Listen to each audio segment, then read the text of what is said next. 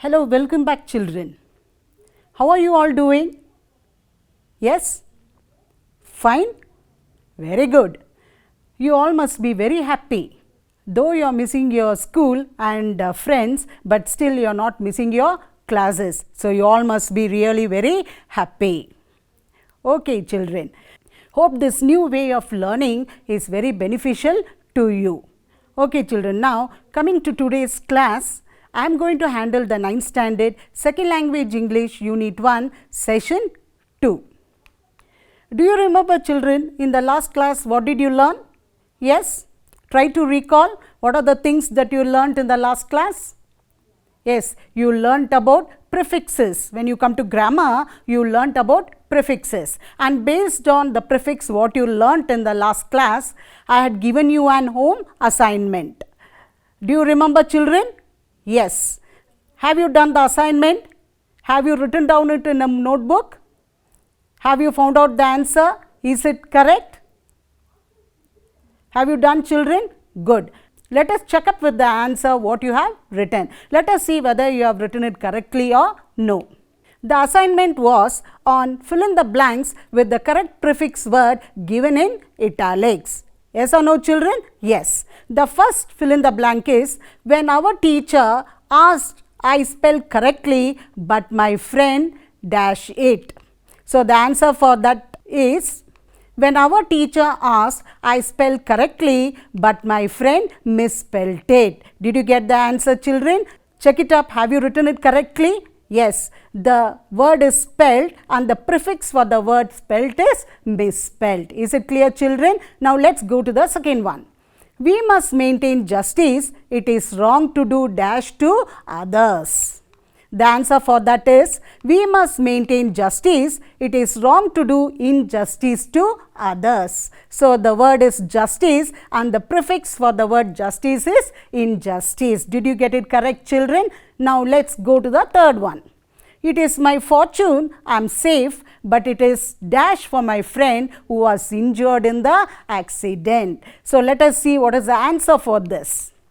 It is my fortune I am safe, but it was a misfortune for my friend who was injured in the accident. So, did you get the answer correct children? Fortune, it is misfortune. Yes. The fourth one, wooden chairs are expensive, but plastic chairs are dash. The answer, wooden chairs are expensive, but plastic chairs are inexpensive. Did you get it children? Expensive, inexpensive. Yes, the fifth one, Girish is an efficient worker, but his friend is dash worker. Yes, let us check the answer. Girish is an efficient worker, but his friend is an inefficient worker. Efficient, inefficient. And one more thing, did you notice here children? And it is given an inefficient worker. Why it is an inefficient worker? Yes children, can you make it out? Yes, inefficient. This word, when you pronounce it in the beginning, the sound which you hear is a vowel sound. So, because of that, it is an inefficient worker. Did you get it children? Yes. The sixth one is Ramesh Rao is an honest officer, but his assistant is dash. The answer for the sixth one is Ramesh Rao is an honest officer, but his assistant is dishonest. Honest, the prefix for that word is dishonest. Okay children, now you came to know about the prefix, the home assignment. Did you check it up? Have you all written it correctly? Yes? Very good. Let us recapitulate what happened in the last class, let us know about it. In the last class, we came to know that one day when the Pandavas were in pursuit of a deer, they became very weary and thirsty. Yudhishthira, the eldest of the Pandavas, asked Nakula to see if there was water nearby. Nakula climbed up a tree and said that there was water close by. Yudhishthira asked Nakula to get some water. Nakula, reaching the pool, wanted to quench his thirst. When he dipped his hand in the water, he heard an invisible voice which said to him not to drink water unless he answers the Yaksha's questions. He ignored the warning, drank the water and fell down dead. He was followed by his other brothers, namely Sahadeva, Arjuna and Bhima. They also met the same fate as they did not listen to the voice. Yes, children, up till here it is clear for you. Yes, now coming to today's class. Before we go to the class, children, I want you to have a book and a pen with you, and as I do the reading, note down the important words you come across in the lesson. Underline it, write it down in a book. Okay, and not only the hard words, but apart from that, you will also have certain activities and tasks for you, and you should note it down in your book and find the answers for these activities, because once you go back to the class, your teachers will be checking it and they will be assessing it. So whatever activities or tasks that is given to you, you must write it down in the book, and don't forget to mention the dates. Is it clear, children? Are you ready? Shall we proceed? Okay, here we go with the Prose the Enchanted Pool session 2. Puzzled and worried that his brothers had not returned, Yudhishthira himself proceeded in the direction his brothers had taken. When he came near a pool, seeing his brothers lying on the ground, appearing dead, he was shocked. But as he was thirsty, he wanted to quench his thirst first. At once, he heard a voice which warned him, "Your brothers died because they did not heed my words. Do not follow them. Answer my questions first and then quench your thirst. This pool is mine." Yudhishthira knew that these were the words of a Yaksha. He said to the bodiless voice, "Please ask your questions." The voice asked questions one after another. What makes sun shine every day? Yudhishthira replied, "The power of God." What rescues man in danger? Yudhishthira answered, "Courage." What is more nobly sustaining than the earth?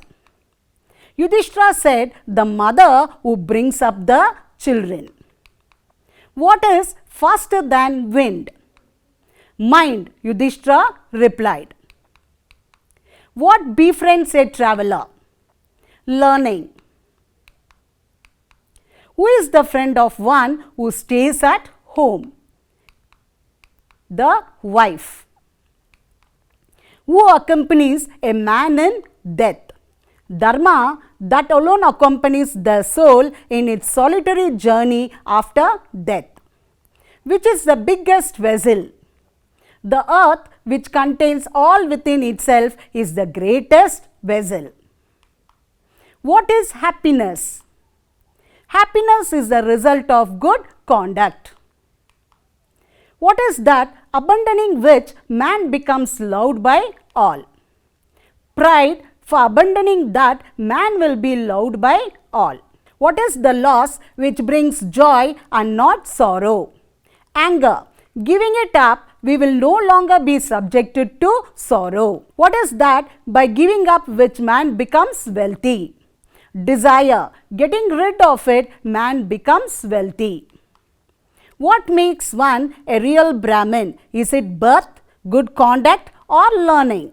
Birth and learning do not make one a Brahmin. Good conduct alone does. What is the greatest wonder in the world?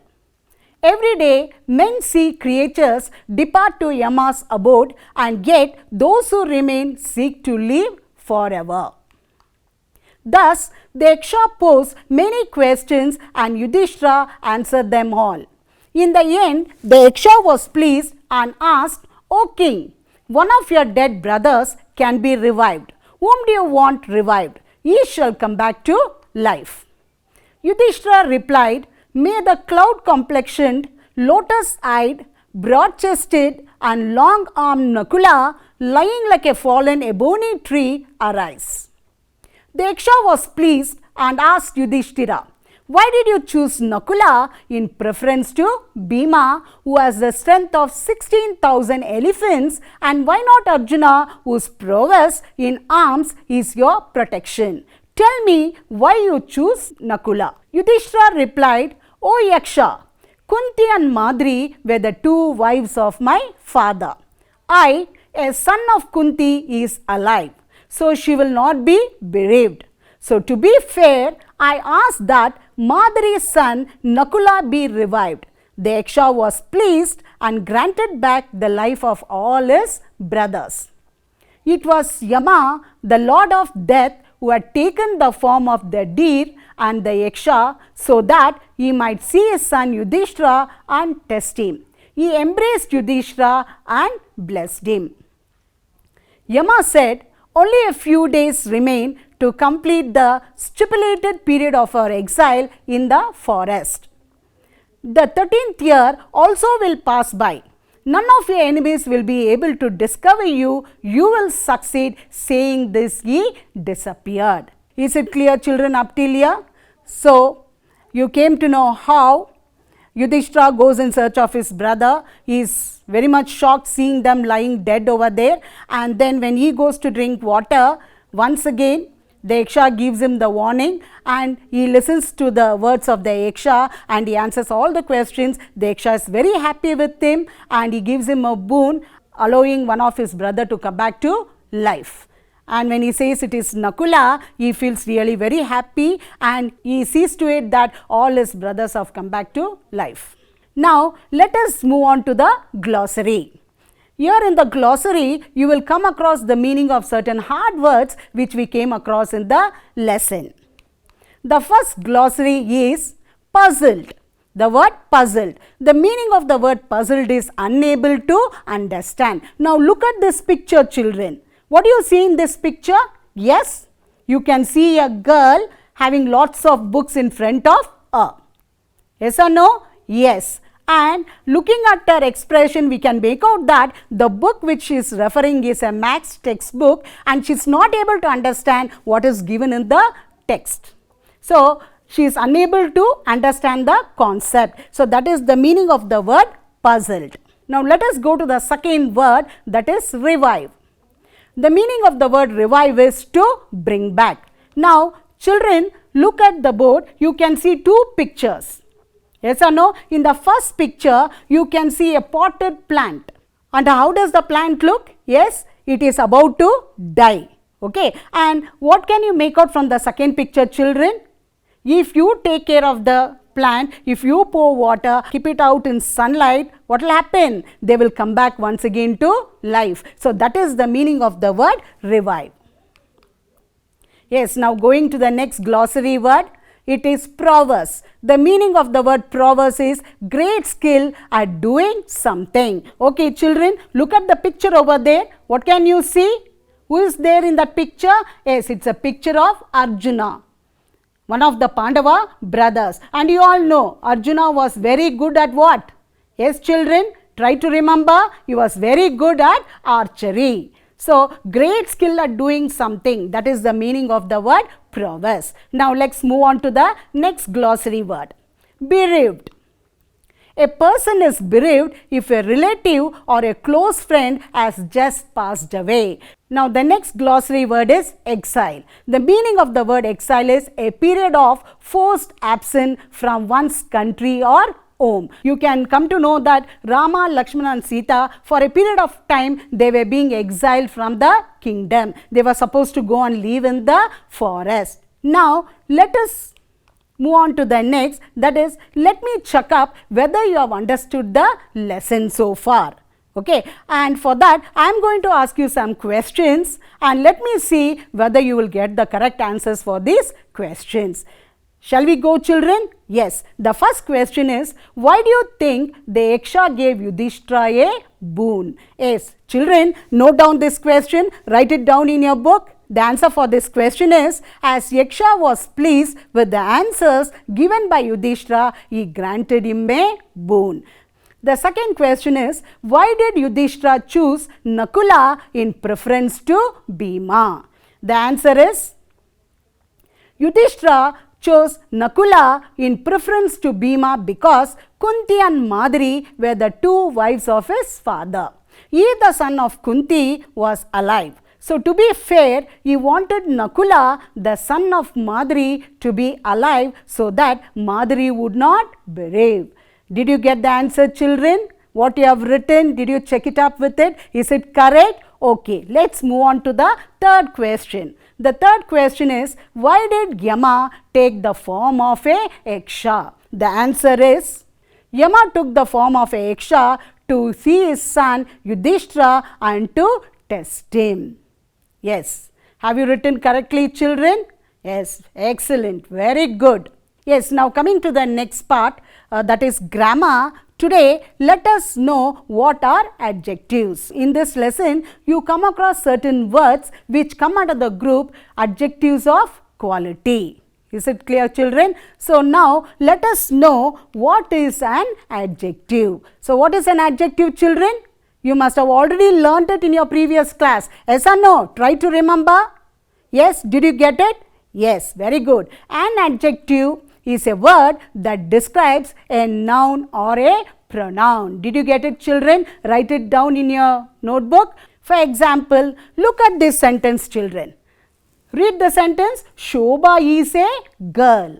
What is the sentence? Shobha is a girl. Now look at this picture, children. What can you make out from that picture? Yes, you can make out that whether Shobha is a girl or not. Yes or no, children? Yes, but regarding other information, what type of a girl is Shobha? About that we do not get any information from this picture. Is it clear, children? Okay, so now let's go on to another sentence. Read this sentence, children. Shobha is a beautiful girl. Yes, so when you go through this sentence, what do you come to know about Shobha? Yes, we come to know that Shobha is a beautiful girl. This word beautiful is an adjective of quality. Did you get it, children? To know more about adjectives, there are many types of adjectives. Various forms of adjectives are there. Today, let us know about the 6 main types of adjectives. Namely, adjective of quality, adjective of quantity, and adjective of number, interrogative adjective, demonstrative adjective, and possessive adjective. So, how many adjectives are there, children? Many adjectives are there. Among them, these are the 6 main adjectives. Note it down in the book, children. Have you written it down? Okay. Now, let's move on to the next, that is adjective of quality. What is adjective of quality? These are the words that describe the quality of a noun or a pronoun. Did you get it, children? What are adjective of quality? These are the words that describe the quality of a noun or a pronoun. So, any word which describes the quality of a noun or a pronoun, that we call it as adjective of quality. For example, look at this sentence, children. I have a soft teddy. Now, you have got a picture of a teddy. Can you see it, children? Yes, I have a soft teddy. So, in this sentence, I have a soft teddy. Which is the adjective of quality, children? Can you make it out? It describes the quality. So, which is the word over there? Yes, it is soft. Soft is an adjective of quality. What function does this adjective of quality does means they generally answer the question what kind in any sentence. So, what does adjective of quality usually do? They generally answer the question what kind in any sentence. Okay, children, now you have got a task to do. Look at the picture over here. What do you see? Yes, you can see the picture of a teddy over here. How does it look? It looks very cute. Okay, so now so far you came to know about the adjectives of quality or quality words or describing words. Okay, in the first sentence you went through the sentence, I have a soft teddy. The word soft over there, it's adjective, adjective of quality. So, in the similar way, looking at this picture, children, I want you to find out some more quality words which describe the quality of this teddy. It is a cute teddy. Some of you might say it is a blue teddy, and others, some of you may say it's an awesome teddy. Yes or no? So, like that, these words cute, blue, awesome, they are all adjectives of quality. Is it clear, children? Now is it clear what is adjective of quality? Yes. Now after knowing this, now you have come to know what is the adjective of quality. Now let's move on to the next. Now you have got a task to do. Look at the picture, children, and can you make out whose picture it is? It's a picture of one of the Pandava brothers, that is Nakula. Okay, and in this lesson, in the second part, when you went through the lesson, you come across certain adjective of quality words, certain describing words, and for Nakula, certain quality words are being used to describe his personality. Yes or no, children? Go through the textbook, you can find it out. There are certain adjectives of quality describing the personality of Nakula. Okay, write it down, children. Let me check it up whether you have done it correctly. Did you finish it, children? Okay. Now let us check up. Yes, in the lesson very clearly the describing quality of Nakula is broad chested, long armed, cloud complexioned, and also lotus eyed. Did you get it correct, children? So these type of words which describe the quality of a person, they are called as adjective of quality, or you can also call them as descriptive adjective. Did you get it, children? Is it clear up till now? Yes. Now let's move on to the next. Now you are also going to learn what are infinitives. Now look at these words, children. To talk, to destroy, to finish, to make, to eat, to read, to wear, to drink. What are all these words, children? Yes, talk, destroy, finish, make, eat, read, wear, drink. What are all these? Yes, what do these words show? Yes, these words are all showing some action being done. And what do we call these words? Yes, children, can you remember? It is one of the part of speech. Yes? Yes, very good. They are all called as verbs. What are they called as? They are called as verbs. What is a verb? It's a word which shows some action being done, or it is also an action word. Did you get it, children? So these words we call them as infinitives. For example, I can show you how it is called as infinitive, because an infinitive always will begin with to. You have got the word to over there, and it will be followed with a base form of the verb. Together it is called as infinitive. Did you get it, children?